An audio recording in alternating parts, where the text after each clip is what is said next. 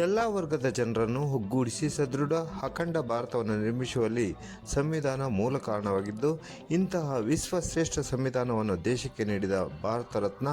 ಸಂವಿಧಾನ ಶಿಲ್ಪಿ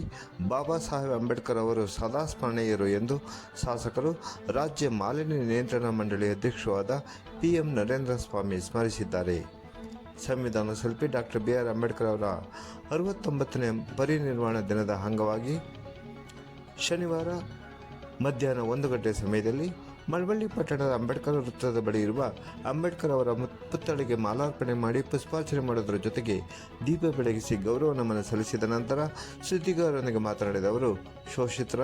ದಮನಿತರ ಧ್ವನಿಯಾಗಿ ಸಂವಿಧಾನದ ಮೂಲಕ ಎಲ್ಲ ವರ್ಗದ ಜನರಿಗೂ ಸಮಾನ ಅವಕಾಶ ಕಲ್ಪಿಸಿ ಸಮಾನತೆಯ ಸೌಹಾರ್ದ ಭಾರತ ನಿರ್ಮಿಸಿದ ಬಾಬಾ ಸಾಹೇಬ್ ಅಂಬೇಡ್ಕರ್ ಅವರ ಪಾಂಡಿತ್ಯ, ಜ್ಞಾನಶಕ್ತಿ, ದೂರದೃಷ್ಟಿ ಚಿಂತನೆಗೆ ಇಡೀ ವಿಶ್ವವೇ ನಮಿಸುತ್ತಿದ್ದು, ಅವರ ಮಹಾಪರಿನಿರ್ವಾಣ ದಿನದಂದು ಮಳವಳ್ಳಿ ತಾಲೂಕಿನ ಜನತೆಯ ಪರವಾಗಿ ನಮಿಸಿ ಗೌರವ ಸಲ್ಲಿಸುತ್ತಿರುವುದಾಗಿ ತಿಳಿಸಿದರು. ತಹಶೀಲ್ದಾರ್ ಲೋಕೇಶ್, ತಾಲೂಕ್ ಪಂಚಾಯತಿ OO ಶ್ರೀನಿವಾಸ್, DYSP ಯಶವಂತ್ ಕುಮಾರ್, ಪುರಸಭಾ ಮುಖ್ಯಾಧಿಕಾರಿ ನಾಗರತ್ನ, BO ಉಮಾ, ಲೋಕೋಪಯೋಗಿ ಇಲಾಖೆಯ ಸಹಾಯಕ ಕಾರ್ಯಪಾಲಕ ಅಭಿಯಂತರಾದ ಸೋಮಶೇಖರ್, ಚೆಸ್ಕಾಂನ ಸಹಾಯಕ ಕಾರ್ಯಪಾಲಕ ಅಭಿಯಂತರಾದ ಪ್ರೇಮ್ ಕುಮಾರ್, ಬ್ಲಾಕ್ ಕಾಂಗ್ರೆಸ್ ಅಧ್ಯಕ್ಷರಾದ ದೊಡ್ಡಯ್ಯ, CP ರಾಜು, ಮಾಜಿ ಅಧ್ಯಕ್ಷ ದೇವರಾಜು, ಮನ್ಮೂಲ ನಿರ್ದೇಶಕ RN ವಿಶ್ವ ಸೇರಿದಂತೆ ಹಲವಾರು ಮುಖಂಡರು, ಅಧಿಕಾರಿಗಳು ಈ ವೇಳೆ ಹಾಜರಿದ್ದರು.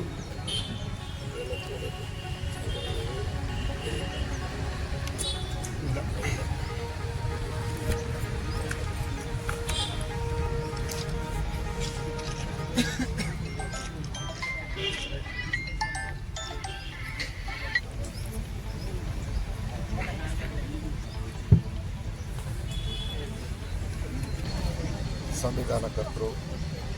ಮತ್ತು ದೇಶದ ಸರ್ವ ಜನಾಂಗದ ನಾಯಕ, ಸರ್ವಕಾಲೀನ ಒಂದು ಮಾನ್ಯತೆಗೆ ಪಾತ್ರವಾಗಿರ್ತಕ್ಕಂಥ ಭಾರತ ದೇಶದ ಧರ್ಮ ಗ್ರಂಥ ಅಂತಂದರೆ ಅದು ನಮ್ಮ ಸಂವಿಧಾನ.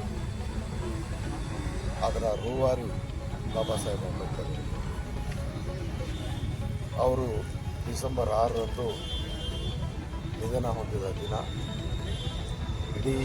ರಾಷ್ಟ್ರವಷ್ಟೇ ಅಲ್ಲ, ಅಂತಾರಾಷ್ಟ್ರೀಯ ಮಟ್ಟದಲ್ಲಿ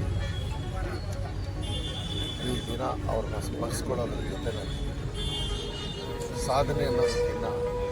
ಜವಾಬ್ದಾರಿ ಸದಾಕಾಲ ಶೋಷಿತರ, ದಮನಿತರ, ಅಶಕ್ತರ ಮತ್ತು ಎಲ್ಲ ವರ್ಗದ ಒಗ್ಗೂಡಿದ ಭಾರತವನ್ನು ಒಟ್ಟಾಗಿ ಇಡಬೇಕಿದ್ರೆ ಅದು ನಮ್ಮ ಸಂವಿಧಾನ. ಅಂತಹ ಮಹಾಜ್ಞಾನವನ್ನು ಹೊಂದಿದ್ದಂಥ ಅದರ ಹೋರಾಟವನ್ನು ಉಣಬಡಿಸಿ ನಾವೆಲ್ಲರೂ ಇವತ್ತು ಶಾಂತಿ, ನೆಮ್ಮದಿಯಿಂದ ಈ ದೇಶದಲ್ಲಿ ಬದುಕಲಿಕ್ಕೆ ಎಲ್ರಿಗೂ ಸಮಾನತೆಯ ಹಕ್ಕನ್ನು ನೀಡುವಂಥ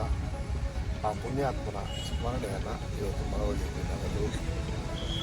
ಎಲ್ಲ ಅವರ ಅಭಿಮಾನಿಗಳು ಮತ್ತು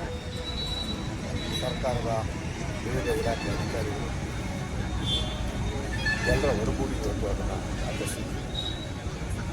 ಎಲ್ಲದಕ್ಕಿಂತ ಪ್ರಮುಖವಾಗಿ ಈ ದಿನ ಮತ್ತೊಮ್ಮೆ ದೇಶ ಸಂವಿಧಾನದ ಬಗ್ಗೆ, ಬಾಬಾ ಸಾಹೇಬರ ಬಗ್ಗೆ ಹೆಚ್ಚು ಹೆಚ್ಚು ಅಭಿಮಾನ ಪಡತಕ್ಕಂಥ